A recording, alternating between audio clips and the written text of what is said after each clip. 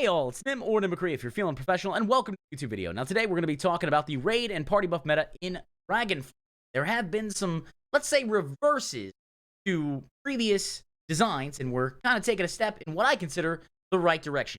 But before we get into that, if you like what I do or you like the channel in specific, go on and hit subscribe and hit that notification bell to stay up to date with everything the channel does.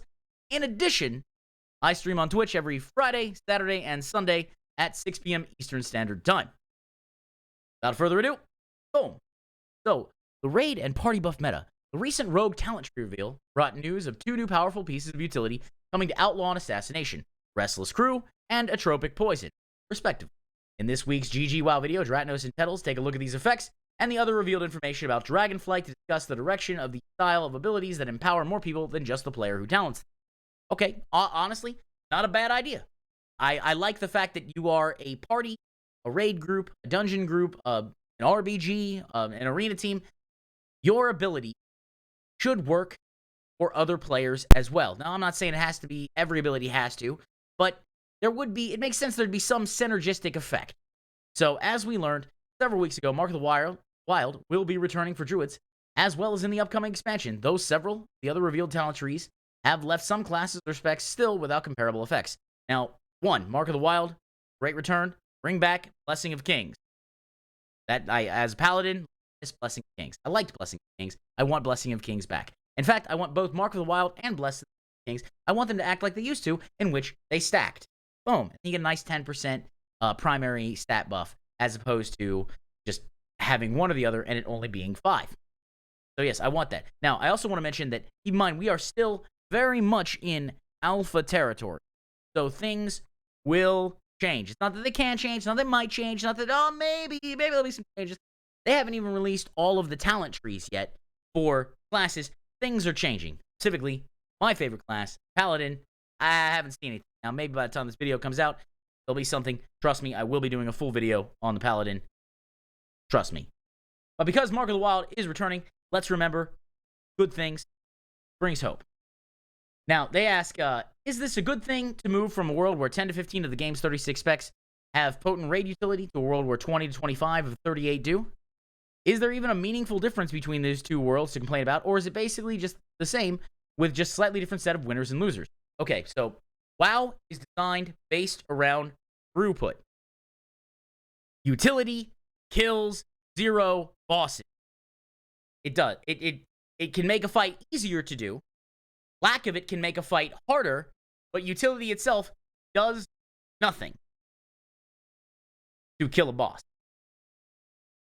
Damage does. So if you're going to put utility on a class, it needs to be very effective and provide some level of convenience, or perhaps add to the damage like Chaos Brand does. I believe it gives 5% magic damage. I play Demon Hunter. When I see it, I'm like, okay, great. I'm doing more damage. Or, Battle Shout gives me more attack power. Thanks. Oh, swing that big sword and do what we can. Except now I get to swing it a percentage. I think it's 3%, maybe 5. Anyways, I get to swing it harder. It doesn't matter. Now, having more classes with more utility means the meta can shift, or at least be a little more forgiving based on whatever's going to happen. Let's rewind the clock back to Castle Nathria, right? The reason why Sire Denathrius kills, especially at the beginning, had so many unholy DKs is because they were powerful. Some might say too powerful. So they nerfed their abilities, and even after a big nerf, they were still the most powerful melee class. You had many things that you could do, and you didn't have to worry so much about gear, whereas later on, as a Retribution Paladin, as haste levels climb, I started doing a lot more damage and competing, and there were some fixes, and especially now, when I play, I don't have to take Seraphim. I can take the passive build and actually do more damage. So, fan of that. But what I want to highlight here is that more classes having more options is a good thing, because what if, hypothetically, Shamans get buff X and Utility X? Utility X and buff X are just absolutely amazing. Everybody wants them. They need to be in every party. If you don't have it, you're going to be like, why don't we have a shaman? Leave, leave, leave. And so the community takes on this perception that a party without a shaman is doomed. Now, that may not be true, and developers can come out and be like, no, you can absolutely do this without a shaman, let's say. But community is going to be like, whatever you do. Because you can't tell the WoW community anything. Because they've already made up their minds. So if you can give another class, let's say, buff X, and another class buff Y, oh, okay, well, what do you know? There it is. Now we're more flexible. So now, let's say, instead of having a shaman, I can cover both of those abilities with, let's say, Blood Death Knight and Arms. Who knows? It doesn't really matter. But now, and even if I have a shaman, I have access to part of their toolkit, or they have access to part of mine, however you want to define it. Doesn't really matter. More tools in the player's hands leads to higher levels of play. Because the players that are really good learn how to maximize those pulls using various abilities. For example, we see tanks that use line of sight. When tanks and parties use line of sight, you can end up really having a fun time. Especially because now you control where the enemies are going, you can AoE them down in a nice little death ball. Every fun. So, no, I don't think that it's... I think there is a meaningful difference. I don't think it's to complain about. I think it'll shift the meta, and always the meta will, of course, shift with a new expansion, and shift throughout the expansion. But I think it's a good idea that actually every class have some utility. I didn't say spec, class. You can have spec-based utility too, but every class should have some type of raid and or party buff. That way, no matter who you bring, it's not considered a dead class.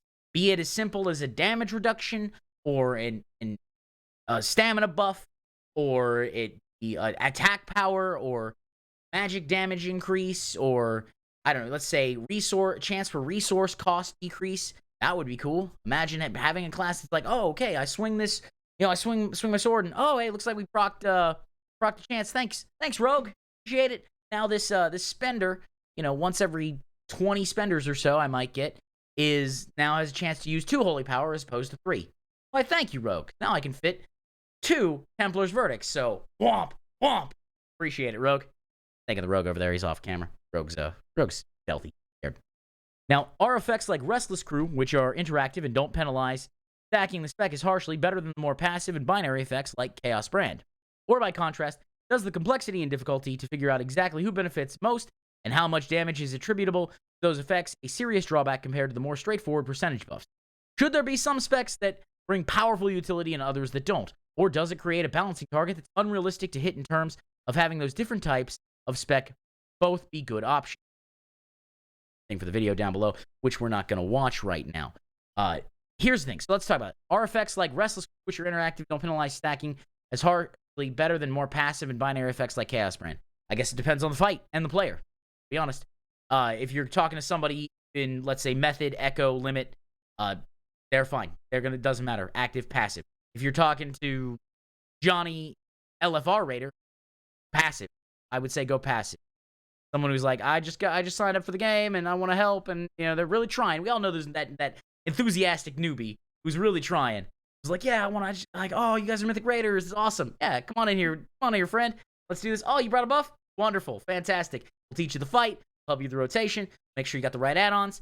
Add-ons are very helpful in the current state of the game, and unless the current state of the game changes and becomes, let's say, significantly easier, add-ons are still going to be a thing. And add-ons will always be a thing in the race to World First, unless they're completely disabled, outright banned, or something like that, because at that point, everybody will use anything they can do to get ahead. Sorry for the diatribe, but I just have to mention that every time I start talking about add-ons. I remember Reddit screeching at me about something, and I was just like, shut up, Reddit. Now, so it depends on the player. Or, by contrast, does the complexity and difficulty to figure out exactly who benefits the most and how much damage is attributable to those effects a serious drawback compared to the more straightforward percentage buffs? Again, depends on the player, but I would say that why not just do the 5, 10, 15% buff, right? So, real powerful buff maybe has a 15% chance of occurring if it's a proc. Continued stat buffs can be 5 and 10%. So, 10% stamina, 5% strength. Simple. Because strength actually does damage. Stamina will keep you alive, but it doesn't kill the boss.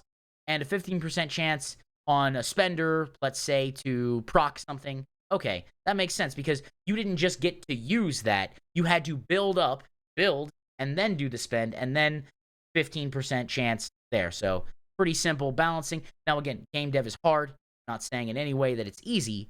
This is just me spitballing ideas because Chaos Brand, if I remember correctly, increases magic damage taken by like 5%. So again, I would say that's fine in the same way as increasing strength damage or increasing strength. Now, as we continue here, should there be some specs bring powerful utility and others that don't, or does this create a balancing target that's unrealistic? First off, Blizzard has never in their life successfully balanced the game. And that's not because they're lazy or they're not trying. It's just there's a lot of specs and a lot of classes and a lot of encounters, and everything plays a little differently. So that's an incredibly hard moving target. So realistic balance, I would say let's err on the side of player power, right? Give everybody something. That way, no matter who you bring into the raid, is a benefit. We do want to avoid the Wrath of the Lich King Disc Priest, though, on Lich King fight, where the bubble spam, you only needed one Disc Priest, but bubble spam was absolutely.